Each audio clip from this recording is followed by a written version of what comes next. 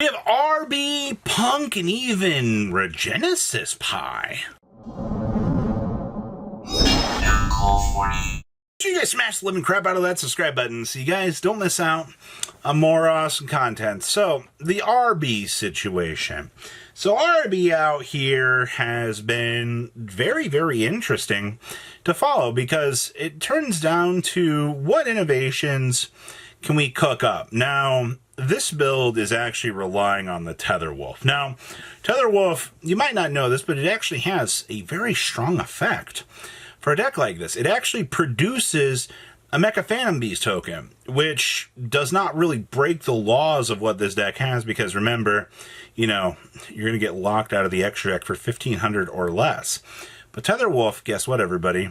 2 machine monsters. You know, 2+ machine monsters, 2+ machine monsters.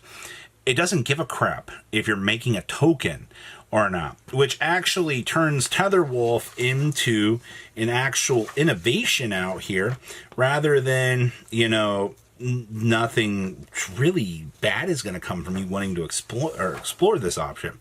It's just an extra body of generation. Also, Super Terror Top and the Takum Tomborg also is technically full RB combo. Not for the fact that they're wind monsters or anything, Babaka, but because they are 2 machine monsters that can be beamed onto the field so you can do your thing. It's actually quite interesting to me that players have outstandingly figured out the tools to really make this work. Also, we are playing some hand trap stuff in here, which I think is very important. Especially in a meta where if your opponent cuts you off, you're just like, oh, well, this sucks. You know, what am I supposed to do? Well, unfortunately, nothing. We're also side decking the pile bunker in here as well. You also do get to see some very, very strong extra tools in the extra deck in the form of the Solemns.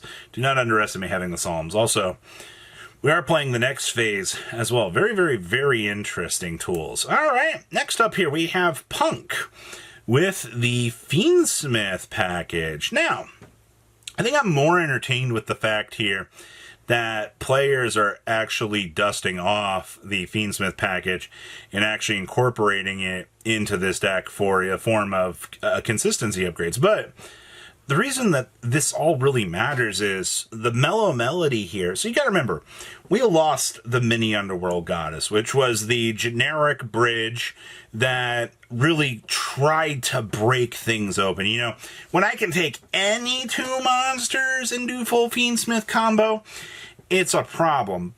But on the opposite side, though, if I can possibly, you know, maybe not on the same level of consistency, but for example, if I can get 2 level 3s onto the field, okay, I can make the Mellow Melody here.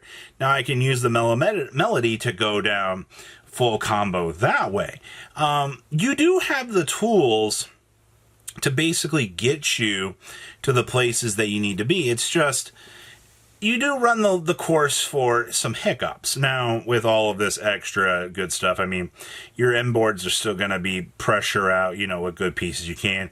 Your extra thing here is you just get to pivot into the Desiree on the end board. So, outside of that, I mean, this deck still has a good matchup into the things that it kind of needs to have a good matchup into. But, you know, the Rising Scale was a consistency upgrade for this.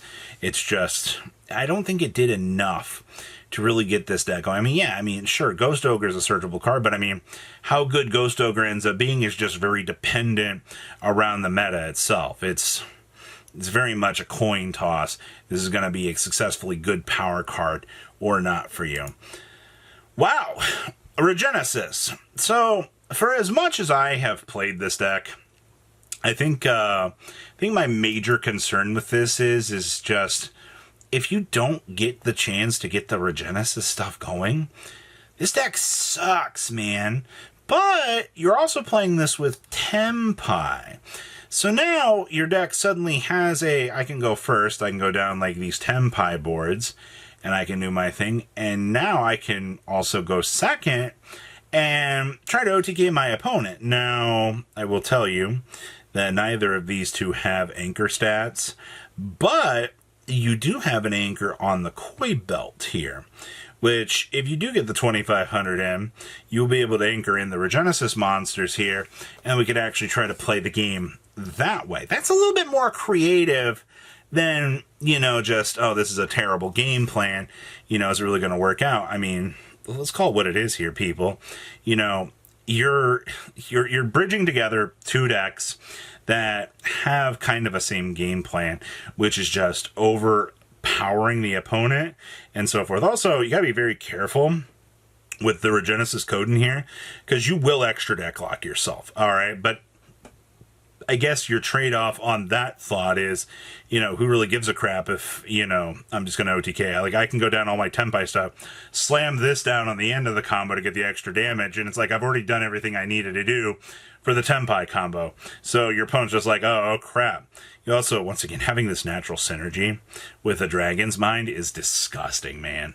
Consistency is broken when you can actually have it work out for you in actual payoffs that matters. I'm also happy to see the Black Luster Soldier actually seeing some play down here.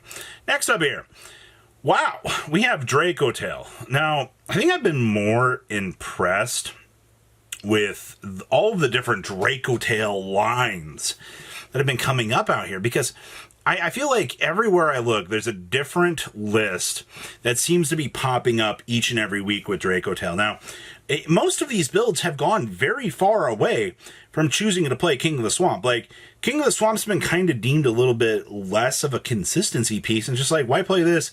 We can play something like the Blazing Cartesia, for example. You know, it just feels a little bit better, but playing the King of the Swamp at least guarantees, you know, you'll be able to get that fusion sub. But this build's also not playing polymerization, which feels a little bit weird to me. Like, typically, if you're playing the King of the Swamp, you want to be able to include a copy of Poly so you can go search for it. Because there's nothing wrong with having the hard activation of the polymerization, you know?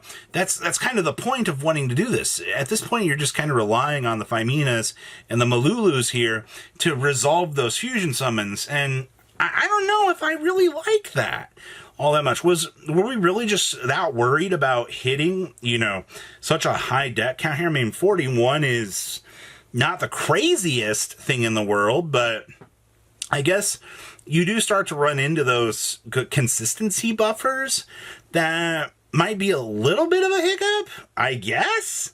But I don't know, man. I thinking playing 3 Ogre feels like a lot. Like, maybe on a localized level, depending on what your local meta is, would be how I would want to make the call on the inclusions of the Ghost Ogres. It's kind of that level of call. You know, it's like, hey, you know, maybe the Ogre is good in certain matchups, but at other times, maybe it doesn't feel, you know, super good.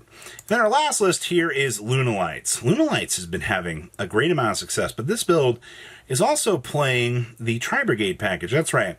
They're busting out the Arms Moser down here because you get the double mill off of this, which I'm going to tell you guys kind of makes access to the Shirag a little bit more devastating, because this does toggle you into a search. I don't really think people have kind of thought about this, but I mean, that's kind of important. We also do get access to the Harpy's Featherstorms here. That turn skip on the opponent through the Featherstorm is some of the stupidest Yu-Gi-Oh! That you can do, but it ends up making this deck into a massive monster, man. Like, it's kind of crazy to see how stupid this is. I mean, who's your candidate? Right here, guys, right here. We actually are hard making the Castel, because, I mean, you are going to have some, you know, leftover floaters. That's one of the cool things about playing Lunalights. You know, this deck tends to have these little extra bodies to actually, you know, do its thing. And I actually think that's kind of very interesting. Also, we are playing the 1 Poly in here. We do get access to the basic combo lines. We're also just playing the 2 copies of the Liger Dancer in here, which is very, very consistency-y for this deck. But I think this list looks pretty solid, all things considered, especially, you know, having access to the Moser. So, what do you guys think? Please, leave a comment down below. Tell me what you guys think. I'll see your beautiful faces back here in day, guys. Patrons! Thank you.